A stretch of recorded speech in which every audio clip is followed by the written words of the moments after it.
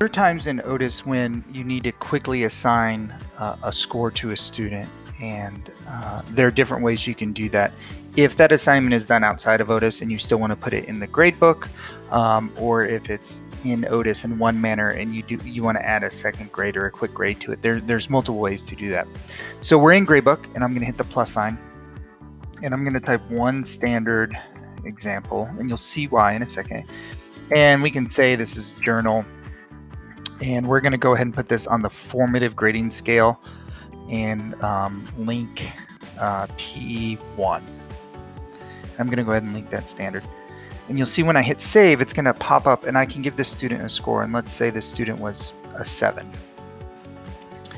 And if you had multiple students, you would quickly see if we go to the formative grading scale that they would be listed here and you would see those different scores. That works fine. The challenge would be with two standards, this isn't the best way to do it. So we're going to do everything the same. Summative, it's a journal, and we're going to go ahead and link standards. And let's say it's under PE1 and PE3. And we're going to link those standards. And we're going to hit save. And the same thing's going to pop up.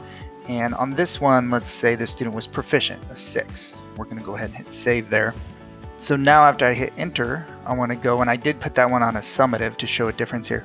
You see on PE1 and PE3, this student gets proficient for both.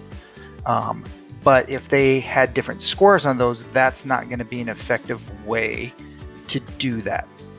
So the other way, if you wanted to quickly enter an assessment that was done outside of Otus, or you need a separate way to enter those grades, and it has more than one standard, it's better to use rubrics.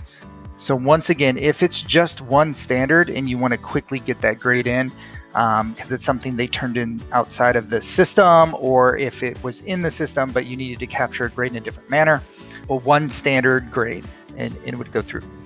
But for two standards, it doesn't work well because it would assign the same score to both standards.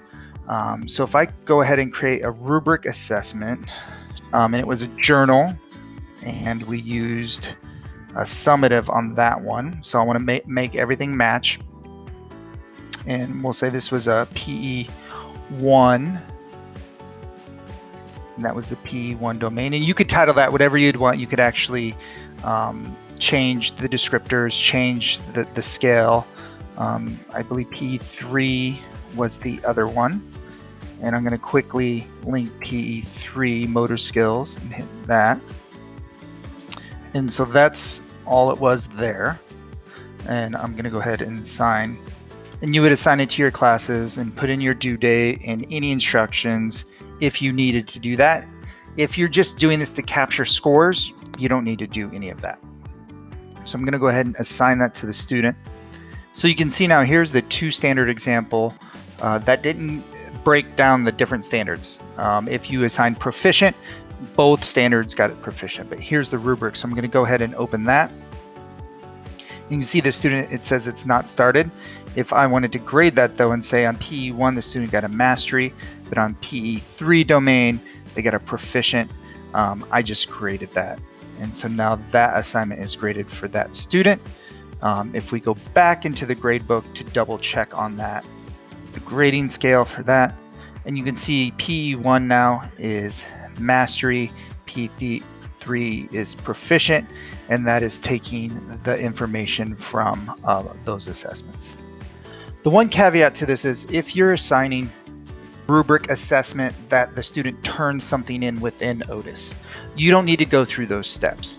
You can see here the teacher assigned a birthday time capsule slideshow, and this student turned it in through Otus. It was assigned and turned in through Otus.